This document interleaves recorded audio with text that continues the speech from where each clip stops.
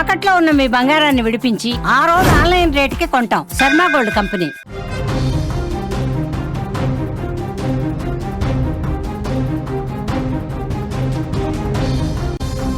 Breaking చూస్తున్నాం. కూకట్పల్లి బాలిక హత్య కేసులో మొత్తం నిజాలన్నీ కూడా బయటకు వస్తున్నాయి. బ్యాట్ చోరీ కోసం వెళ్ళి హత్య చేసినట్టుగా చెప్తా ఉన్నారు. సహస్ర తమ్ముడి వద్ద ఎంఆర్ఎఫ్ బ్యాట్ ఉంది. ఆ బ్యాట్ మీద అతడు కన్ను వేశాడు. ఇంట్లో ఎవరూ లేని సమయంలో కాజేయాలని ఆలోచన చేశాడు. 18న చోరీకి వెళ్ళాడు. బాలుడిని గుర్తించి సహస్ర పట్టుకుంది. ఎవరికైనా చెబుతాననే భయంతో హత్య చేసినట్టుగా తెలుస్తోంది. తర్వాత హుండీ పిడతలో ఉన్న 80,000 రూపాయలతో ఉడాయించాడు. ఏం చేయాలన్నది ముందే పేపర్ మీద ఒక ప్లాన్ ప్రకారం రాసుకున్నాడు.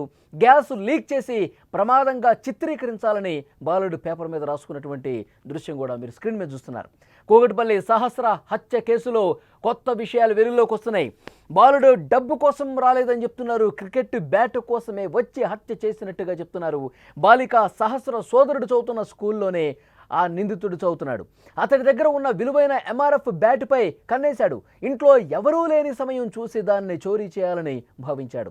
ఈ క్రమంలోనే ఆగస్టు 18వ తేదీన తన బిల్డింగ్ పక్క ఇంట్లో ఉంటున్న సహస్ర ఇంటికి వెళ్ళాడు.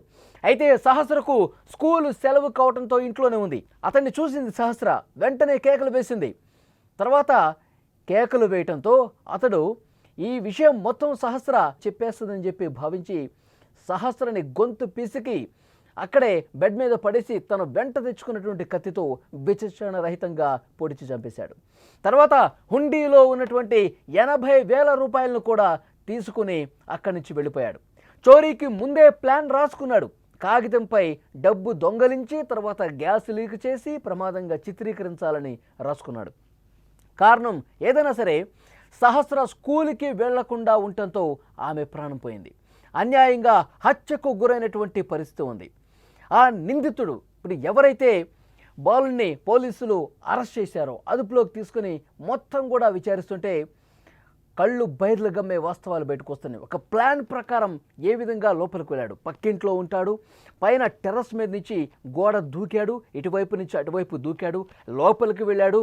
సహస్ర లేదనుకున్నాడు. మొదటగా తలుపులు దగ్గరికి వేస్తున్నాయి. ఇంటి లోపలికి చూశాడు.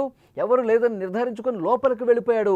లోపలికి వెళ్ళి బ్యాట్ తీసుకొని వస్తుండగా సహస్ర చూసి వెంటనే కేకలు వేసింది. కేకలు వేసిన తర్వాత ఇక చెప్పేస్తుంది, నా గురించి మొత్తం అందరికీ చెప్పేస్తుంది అని భయంతో తను ఆల్రెడీ ఒక కత్తిని వెంట తెచ్చుకున్నాడు. వెంట తెచ్చుకున్న కత్తితో గొంతు కోశాడు.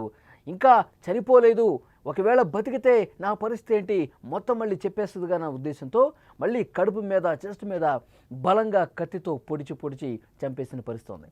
అలా చంపిన తర్వాత వెంటనే అతడు పక్క ఫ్లాట్లోకి మళ్ళీ టెర్రస్ మీద నుంచి ఎలా అయితే వచ్చాడో అదే విధంగా పోయే ప్రయత్నం చేశాడు. అలా వెళ్తున్నప్పుడు అక్కడ అదే ఫ్లాట్లో ఏ బాలుడు ఎవరైతే ఏ ఫ్లాట్లో అయితే ఉంటాడో అదే ఫ్లాట్లో ఒక software engineer work from home చేస్తుంది. ఈ బాలుడిని గమనించింది.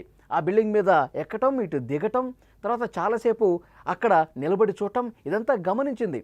తర్వాత ఈ హత్య విషయం బయటకు వచ్చిన తర్వాత అతను చిన్న బాలుడుగా ఉన్నాడు, ఏదో ఆడుకుంటూ ఉన్నాడు అని చెప్పేసి తను అనుకున్నది. కానీ ఇతడు హత్య చేసే ఈ విధంగా అక్కడ నిలబడ్డాడని చెప్పి ఆమెకి తెలియలేదు. 2 రోజుల తర్వాత ఈ ఇన్ఫర్మేషన్ ఇచ్చింది పోలీసులకి. మరి అతను నిజంగానే హత్య చేశాడా లేదా? చిన్నపిల్లాడు నిజంగా అంత దారుణంగా వెంట తెచ్చుకున్న కత్తితో అంత గొంతు కోసేసి చెస్ట్ మీద అట్లా పొడిచి 20 సార్లు పొడిచి ఆ పాపని చంపి ఉండలే, ఇతను కాకపోయి ఉండొచ్చులే అని చెప్పి పోలీసులు కూడా ఫస్ట్ భావించారు. తర్వాత అతని గురించి ఎంక్వైరీ చేయడం మొదలు పెడితే తర్వాత ఈ బాలుడు ఉన్నాడు కదా, సహస్ర తమ్ముడు చదివే స్కూల్లో అక్కడ ఆ స్కూల్లోనే చదువుతున్నాడు. ముందు ఆ స్కూల్కి వెళ్ళారు, ఎంక్వైరీ చేశారు. మరి ఈ సాఫ్ట్వేర్ ఇంజిన్ చెప్పినటువంటి ఈ బాలుడు ఆ బాలుడా కాదని చెప్పి ఆమె కూడా క్లారిటీ లేదు.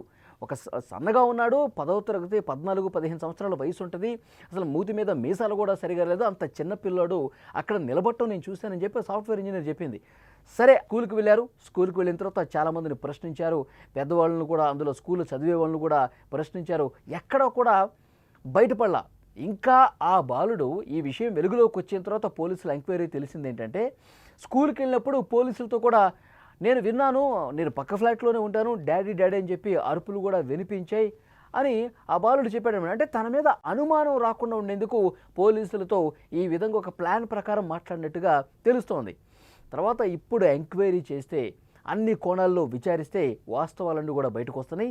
ఇతను చంపిన తర్వాత ఆ కత్తి తీసుకుని డైరెక్ట్గా వాళ్ళ ఇంటికి వెళ్ళి ఆ కత్తిని కడిగి ఆ ఇంటి ఫ్రిడ్జ్ మీదే పెట్టాడు. ఫ్రిడ్జ్ మీద పెట్టిన తర్వాత రక్తపు మరకలు ఉన్నటువంటి తన బట్టలను తీసుకుని వాళ్ళ వాషింగ్ మిషన్లో వేశాడు. వేసి మళ్ళీ యథావిధిగా తర్వాత నుంచి స్కూల్కి వెళ్ళటం ప్రారంభించాడు. ఆ రోజు స్కూల్కి వెళ్ళాడా లేదా, ఇతనే చేశాడా లేదా నిర్ధారించుకోవడానికి పోలీసులు స్కూల్లో ఎంక్వైరీ చేశారు. ఆ రోజు ఉదయం 10 గంటల నుంచి 1 గంట వరకు ఈ ఘటన జరిగింది. ఈ గ్యాప్లో అతను స్కూల్లో ఉన్నాడా లేదా ఎంక్వైరీ చేస్తే ఆ రోజు స్కూల్కి రాలేదు. ఇక కన్ఫర్మ్ అయిపోయింది, అతడే చేస్తుంటాడని చెప్పి బలంగా నమ్మారు. వెంటనే ఆ ఇంట్లో తనిఖీలు చేశారు. క్లియర్గా ఏ వస్తువు ఎక్కడుందో కూడా కనిపించింది. అక్కడ అటక మీద ఇతను మనం ఒక పేపర్ చూస్తున్నాం కదా, ఒక ప్లాన్ ప్రకారం ఏదైతే రాసుకొని వచ్చాడో, ముందు ఇంటికి వెళ్ళాలి, తర్వాత లాక్ కట్ చేయాలి, డబ్బులు తీసుకోవాలి, ఎవరైనా అడ్డుస్తే కత్తితో పొడవాలి, ఇవన్నీ కూడా రాసుకున్నాడు కదా. ఆఖరికి మిషన్ డన్ అని కూడా రాసుకున్నాడు. సో ఇది మొత్తం ఆ ఇంట్లో దొరికింది. ఆ తర్వాత వాషింగ్ మిషన్లో అతను వేసినటువంటి బట్టలు, ఆ రక్తపు మరకలు, ఆ తర్వాత ఏం చేశాడో అన్నీ కూడా పోలీసులకు క్లారిటీ వచ్చింది. వెంటనే అదుపులోకి తీసుకుని పోలీసులు తమ స్టైల్లో విచారిస్తే మొత్తం ఒప్పేసుకున్నాడు. నేనే చేశాను అని చెప్పి ఒప్పుకున్న పరిస్థితుంది. ఎంత దారుణం చూడండి. 14 సంవత్సరాల బాలుడు 10వ తరగతి చదువుతున్నాడు. చంపాలి అన్నటువంటి థాట్ రావటం, కత్తి వెంట తీసుకుని రావటం, దొంగతనాలు చేయటం, సహస్ర కనిపిస్తే గొంతు మీద రపారపా కోసేయటం, చాలా దారుణమైనటువంటి విషయం. పోలీసులు నిజంగా అసలు ఈ విషయం కనిపెట్టేందుకు 5 రోజులు పట్టింది. నిజంగా ఎవరైనా బయట నుంచి వచ్చి చేస్తే వెంటనే పోలీసులు కనిపెట్టేస్తారు. ఎందుకంటే సీసీ ఫుటేజ్ ఉంటుంది, ఎవరు లోపలికి వెళ్తున్నారు, ఎవరు బయటకు వస్తున్నారు. ఈ బాలుడు పక్క ఇంట్లో ఉంటున్నాడు, పైన టెర్రస్ నుంచి. సహస్ర ఫ్యామిలీ కూడా పెంట్ హౌస్ పైన ఉంటారు కాబట్టి అతను దూకి రావటం, దూకి వచ్చిన తర్వాత ఆ ఇంట్లోకి వెళ్ళటం, ఇదంతా అతనికి చాలా ఈజీ అయిపోయింది. బిల్డింగ్స్ అన్నీ కూడా పక్క పక్కన ఆనుకుని ఉంటాయి కాబట్టి పక్క ఫ్లాట్లోకి దూకడం చాలా ఈజీ అయిపోయింది. ఆ ఫ్యామిలీ గురించి మొత్తం ఇన్ఫర్మేషన్ ఈ బాలుడికి తెలుసు. ఎందుకంటే వాళ్ళ తండ్రి మెకానిక్, వెళ్ళిపోతాడు ఉదయం 9:30-10 గంటలకల్లా. ఈమె కూడా డ్యూటీ చేస్తుంది. సహస్ర తల్లి ఒక ఆసుపత్రిలో ల్యాబ్ టెక్నీషియన్గా పనిచేస్తుంది, 10 గంటలకు వెళ్ళిపోతుంది. ఆ బాలుడు ఎవరైతే ఉన్నాడో సహస్ర తమ్ముడు వీళ్ళ స్కూలే. సో స్కూల్కి వెళ్ళడం కూడా చూశాడు. సహస్ర కూడా స్కూల్కి వెళ్తుంది కదా, రోజు స్కూల్కి వెళ్ళిపోయి ఉంటుంది అనుకున్నాడు. ఇంట్లో ఎవరు ఉండరు, పెంట్ హౌస్ ఓపెన్గా ఉంటుంది.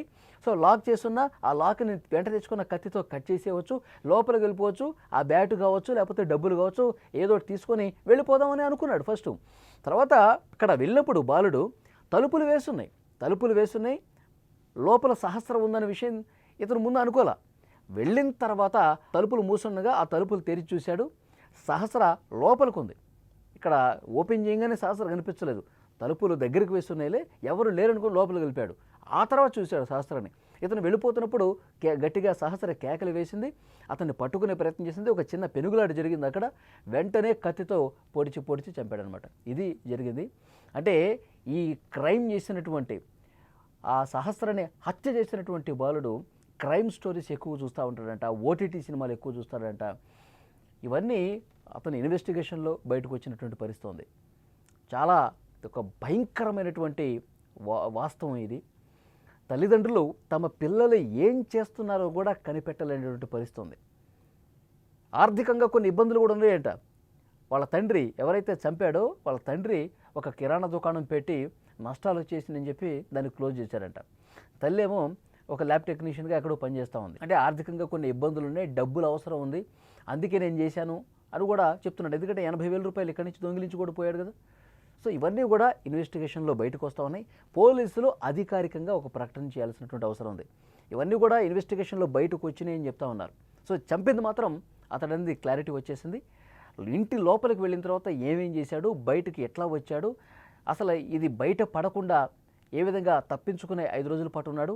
వీళ్ళ పేరెంట్స్కి కూడా ముందే ఈ విషయం అన్నీ తెలుసా, ఆ పాపను చంపింది వీడే అని చెప్పి వీళ్ళ తల్లిదండ్రులకి తెలుసా, ఇవన్నీ కూడా ఇన్వెస్టిగేషన్లో ఇంకా బయటికి రావాల్సిన అవసరం ఉంది. పోలీసులు ఒక ప్రెస్ మీట్ పెట్టి ఆ బాలుడు ఇంటి లోపలికి వెళ్ళిన దగ్గర నుంచి ఈ 5 రోజుల పాటు ఏం జరిగింది అన్నీ కూడా చాలా క్లారిటీగా ప్రెస్ మీట్ పెట్టి చెప్పాల్సినటువంటి అవసరం ఉంది.